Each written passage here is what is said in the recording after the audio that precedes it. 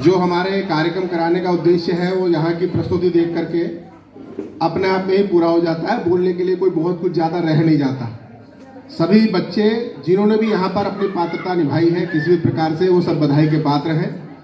उनके माता पिता जिन्होंने इस प्रकार का संयोजन किया वो भी सब बधाई के पात्र हैं। और 3 बातें कह करके मैं अपनी, जिस प्रकार से आज आपने अपने देश के लिए ये समय निकाला है, यानी कहीं ना कहीं इससे हमारी देश के प्रति, धर्म के प्रति, समाज के प्रति धारणा मजबूत होती है। ऐसे ही हमें नित्य प्रति अपने देश, धर्म और समाज की गतिविधियों की, अच्छी गतिविधियों की हमें जानकारी होनी चाहिए। और जहाँ भी अच्छा हो रहा है देश हित में, राष्ट्र हित में, उसका उत्साहवर्धन करना चाहिए, समर्थन करना चाहिए। दूसरी बात, एक विद्यार्थी ने अपने हिस्से का हिंदुस्तान चाहिए गांधी और नेहरू से मांगा है। अपना हिंदुस्तान कैसा होना चाहिए, कैसा था, इस प्रकार की दृष्टि आज के यदि इतने छोटे बच्चे में है तो मैं समझता हूँ कि आने वाला समय हमारे लिए बहुत अच्छा है। हम अपने हिंदू समाज की उन्नति के लिए, उसके साथ जो अन्याय आज तक होता हुआ है उसको आगे नहीं होने देंगे। अपने अधिकारों के लिए, अपने सम्मान के लिए, अपने समाज की सुरक्षा के लिए और धर्म के लिए हम लड़ेंगे और हिम्मत से अपनी बात कहेंगे। तीसरी, इस बच्ची ने जिसने संस्कृत में मंत्र पढ़ा था और रश्मि रथी पूरी कविता सुनाई थी, उनकी माताजी धन्य है।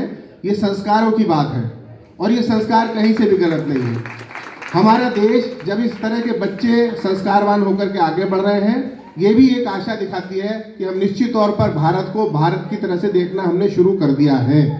और हम सब ये जो ईसा पूर्व और ईसा बाद, यानी ईसा से पहले और ईसा, कौन है ईसा?